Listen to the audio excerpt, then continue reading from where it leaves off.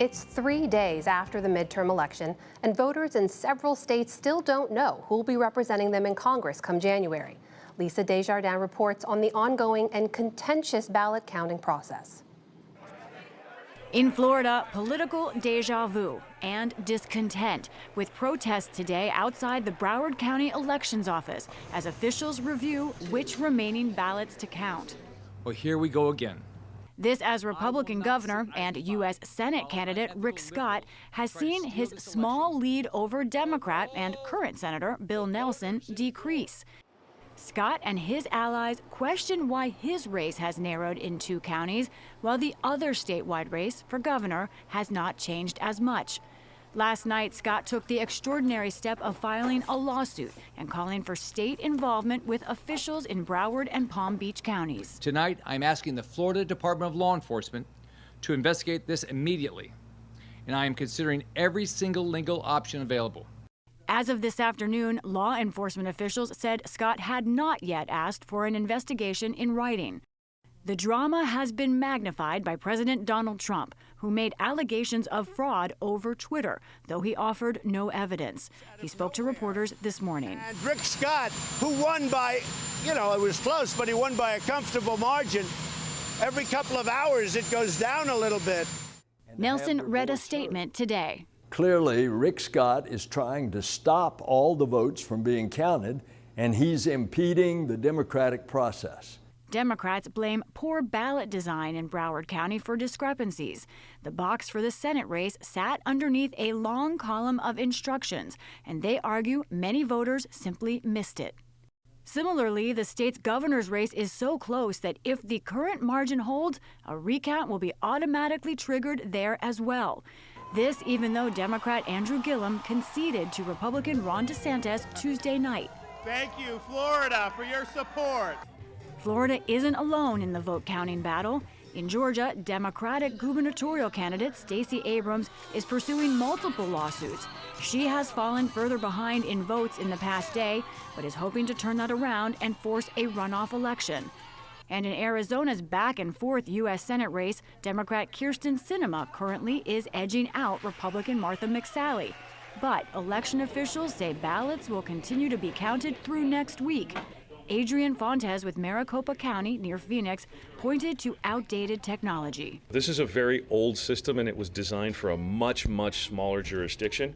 We are now one of the biggest jurisdictions in the United States of America.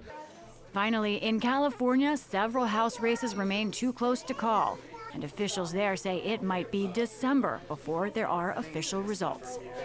To answer some of the many lingering questions about midterm vote counting, I'm joined by Tammy Patrick, a senior elections advisor at the Democracy Fund. She previously worked as an election official in Maricopa County, Arizona, one place at the center of this week's ongoing counting, as we heard in the package we just put, the report we just put on. Thank you for joining us. Let's just start with some basics. What ballots are left to be counted right now? Are these provisional? Are they absentee? And can you remind us what the difference is? Absolutely, and thank you for having me. So all across the country, election officials, not just in the jurisdictions that you highlighted, are still counting ballots, both the ones that you mentioned, absentee, as well as provisional ballots. And semantics in elections is very critical. So absentee ballots can be vote by mail ballots that voters received prior to Election Day. They registered what they wanted on their ballot and returned it in a timely manner, in an appropriate under the law manner, to have their votes be counted, and so they are eligible to be counted, even though there are hundreds of thousands, if not in some cases millions of ballots that were turned in on Election Day or right up to Election Day. So those ballots take some time to process and need to be worked through and counted. Those can be returned by mail or in person? Absolutely. So it depends on the state law. So in the states that you mentioned here, Arizona, Florida, Georgia, those could be turned in at election offices. In Arizona, they could drop them at the polls on Election Day and had special boxes for those vote by mail ballots. Provisional ballots are ballots that a voter, when they get to the polls, they encountered some sort of a challenge or issue in that they weren't maybe registered on wrong time, precinct. wrong precinct, exactly, Right. Okay. exactly. So that's why they need to be looked at after Election Day. What is wonderful about you is you can take us a little bit behind the curtain of what seems like a mysterious process so often. And you brought a few photos of the counting of provisional ballots in Maricopa County in 2012. And I was astounded how many provisional ballots were involved here? So we had about 122,000 ballots in the 2012 election that were strictly provisional. And that's why it did not surprise me. You can see them lining the hallways here.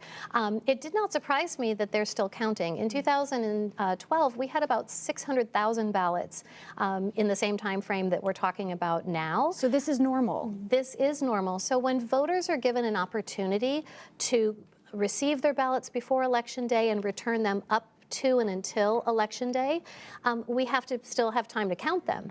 And that's why when you have hundreds of thousands, in the case of Maricopa County, 500,000 people who don't turn them in until Monday or Tuesday's election, it takes some time after the fact.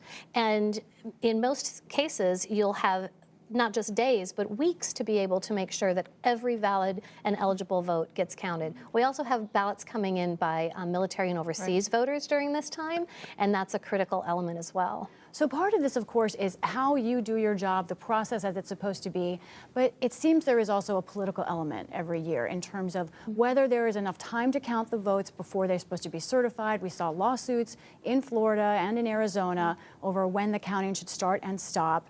We also saw the president, the governor of Georgia, one of the senators from Florida, say that Democrats are trying to steal this election without offering any proof. How do you think we should draw the line between a legitimate elections question and what might be political fear-mongering?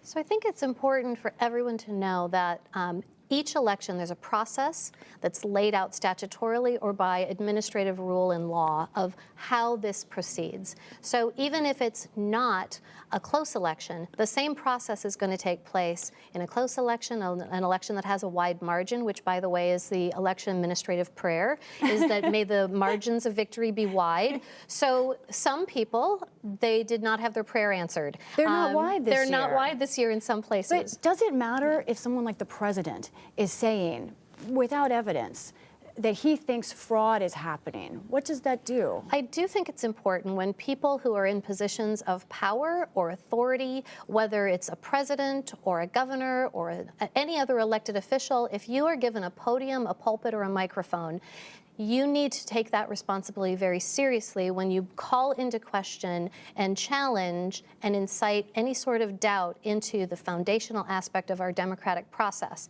It should not be taken lightly that people are doing that now. And so as a voter, how can you have confidence that, in fact, that is just a partisan or a political move rather than a really, truly an indication that there were issues? And what I would say is that it's important to know the process that's taking place where you are. It's important to know if equipment and things are being audited and being validated. And then if you have any questions, to call up your local election officials, watch on TV, follow them on Twitter. Many of them are posting how they're doing their procedures with Facebook Live and what have you, so you can get into the process itself. Voters need to know the rules and pay attention to the equipment, I think, right? Tammy Patrick, thank you so much for joining us. Thank you so much for having me.